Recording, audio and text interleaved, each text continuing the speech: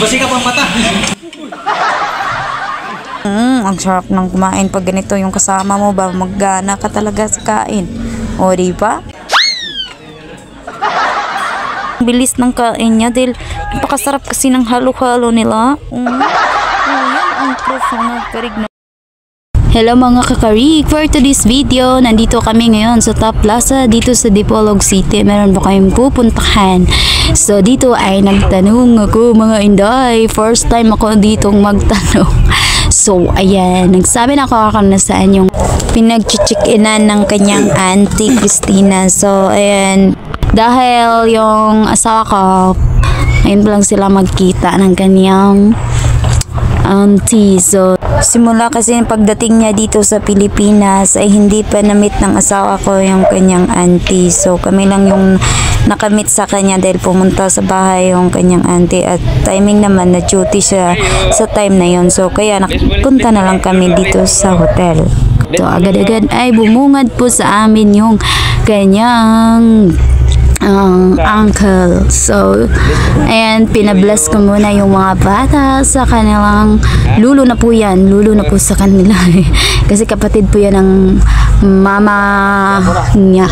So ayan, smile, walang problema po yan sa uncle kasi smile na smile lang po yan kapag nakikita nyo. Diba ngayon lang din sila ulit nagkita kasi malayo nga sa kanila sa Bukirin, sa Husigdalman yun nakatira yung silang uncle. So ngayon meet up lahat dito kay dumating yung kanyang auntie galing ibang bansa. So matagal na ding hindi nagkita. So ayan, pumasok na nga kami dito sa Rome. Ayan, bumungad sa amin dito. Ayan po yung kapatid ng kanyang mama, si Auntie Christina. So dito nga yung anak ko isa ay pumasok kasi nahihiya. So pinuntahan ng niya, yung pinsan niya, ayan, babae na yan, pinuntahan niya tapos pinapasok, saka pa siya pumasok. So laking tuwa namin dito mga karig. Ayan, nag-bless po sila. Tinuturuan po natin palagi yung mga baby natin para masanay po sila.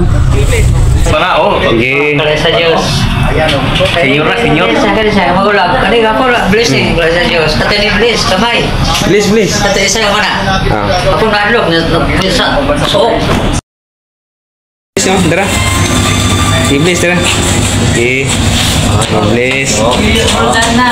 So dito sa part na to mga kakarig, pupunta kami, nag-ready na kami, papunta kami sa kainan. So may pupuntahan kami ng isang kainan dito sa Dipolog City. So ayan, excited na rin chikading. So let's go mga karig. So ay bumaba na nga kami rito mga karig. So papunta na kami sa aming pupuntahan mga kakarig. So ayan, bababa na po kami. So dito na nga kami mga karig, dumating na kami sa restaurant dito sa ati-atihan ng Dipolog City. Dito mga karig, napakadaming mapagpilian mong pagkain. Maya-maya ipapakita din namin mga karig kung anong mga klaseng pagkain nandito sa ati-atihan mga kakarig. So ang pinaka gusto ko dito kasi sa ati-atihan mga karig is unlimited rice. So hindi ka na magbabaon ng rice kasi unlimited nga mga karig. So minsan matakaw din ako sa kanin. So ayan, kung dito na kayo sa ati-atihan magpunta kasi unlimited rice. Tapos yung nila nagustuhan ko dito sa pagkain nila, masarap siya mga karig. Tapos yung kanilang mga madami din mga karig. So maya-maya papakita ko po yung mga in-order nila Auntie Christina, yung in-order nilang pagkain mamaya. So i-video ko din, papakita ko kung gaano kasarap ang ilang pagkain hinahain dito sa ati-atihan. So ito yung mga siniserve ni Kuya, ayan, crispy pata. So ayan, pagpupunta kayo dito sa Dipolog, diretso na kayo dito sa ati-atihan. Masarap yung pagkain nila mga karig, madami din. Yan ang nagustuhan ko. At hindi lang yan, napakabait din ng mga server dito. Ayan, di ba? Ang bait ni Kuya. Shout out sa iyo Kuya, ang bait mo. So ito na mga karig, ang aming order mga karig. Ayan, bulalo. Ayan, yung may sapaw bulalo, crispy pata. Litos pala to mga karig. Salad na litos. Ayan yung order namin, tsaka yung pansit canton ata yan. Ayan. So madami po yan mga karig yung namin. So, umagahan pala ito mga kayo. Tingnan yung luto nito ng mga kayo. Dami, di ba, ng rice. Unlimited rice to mga karig. Ayan. So, may dagdag pa dyan mga karig. Iwan ko anong pangalan dito sa isang putahe na to. So, hindi pa yan tapos si Kuya mag-serve. So ito mga karig, ayan, bulalo nila mga karig. O diba, ang sarap mga, napakasarap ng bulalo. Perfect sa umagahan, napakasarap. So ayun, diba, may pusit pala yan yung isa mga karig, pusit. So ayun, diba, yan ang po lahat ng order namin. So ayan, ito yung masasabi ni Auntie Christina sa pagkain yung tinikpan niya. O diba, napakasarap ng pagkain nila dito mga karig. Grabe si Kuya, dahil nasarapan siya sa pagkain. O, tingnan nyo naman, binilisan niyang pagkain para makakain pa din siya ng iba. Tingnan nyo naman, kung paano siya kumain, napakabilis. And syempre, hindi magpapatalo si Uncle, true. Diba? Ang bilis din niyang kumain, may vegetable pa. Akala namin tapos na si Kuya, hindi pa pala. Tignan yung kumain siya. Naku, dahil masarap dong pagkain. Ayan, hindi sasayangin. Kaya dapat sisinupin lahat. Diba? Ang bilis niyang kumain. Marami pa. Kuha pa siya ng pansit canton, diba? Ang sarap ng kumain pag ganito yung kasama mo ba, maggana ka talaga sa kain. Diba?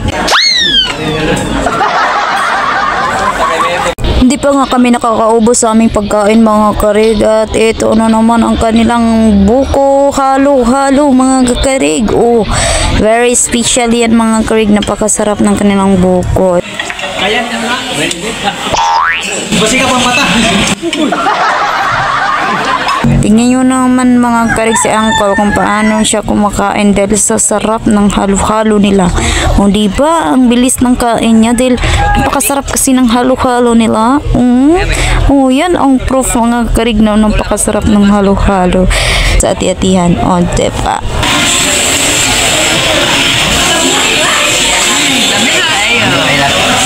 Dami kayo ilang ice cream sa ati-atihan restaurant din sa Dipolog.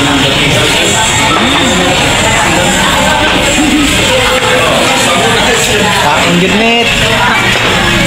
Kaon mate, para matambo ka. Ayaw ba, uli na ka. Thank you. Dami kayo. Guys. Mga karig, at syempre hindi din nagpapahuli yung mga anak ko mga karig. Yan lang yung kinakain nila. Tsaka yung crispy pata mga karig. Sarap kaya yan ang litos mga karig. Ayan, tinikman na ang litos mga karig. Napakasarap ng litos na yan. So subukan nyo yan mga karig dito sa ati-atihan. Ako, mapapasarap talaga yung kain, diba? So ayan mga karig, yung anak ko nanghingi siya dito mga karig. Ewan ko kung karne to mga karig o isda, basta kay binigyan ko siya ng karne siguro to mga karig.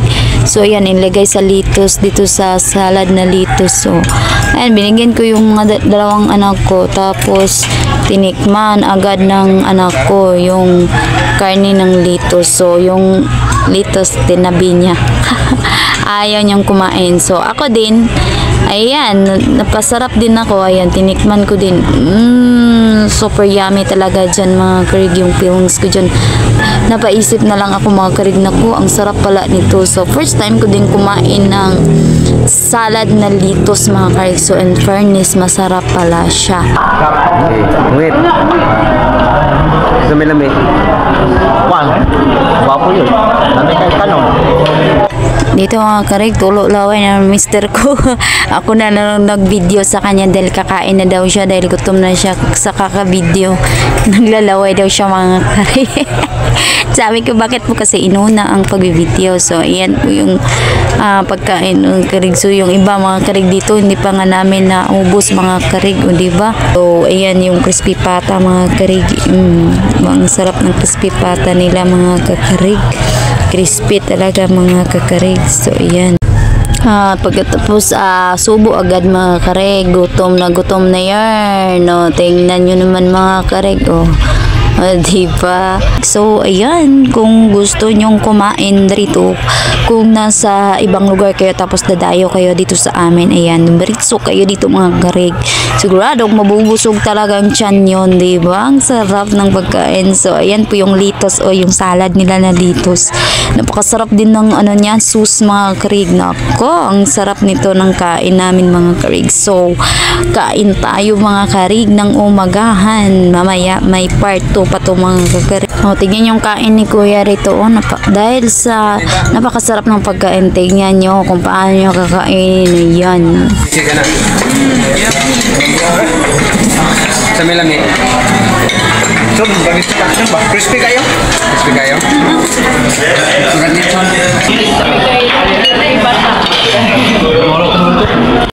Naulot ang luto. Sila may yun.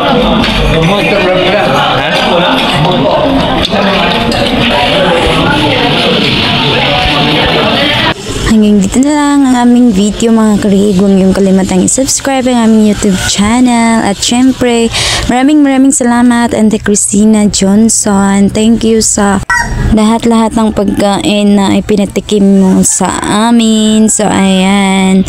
Ingat ka lagi dyan sa labas ng bansa. And God bless you.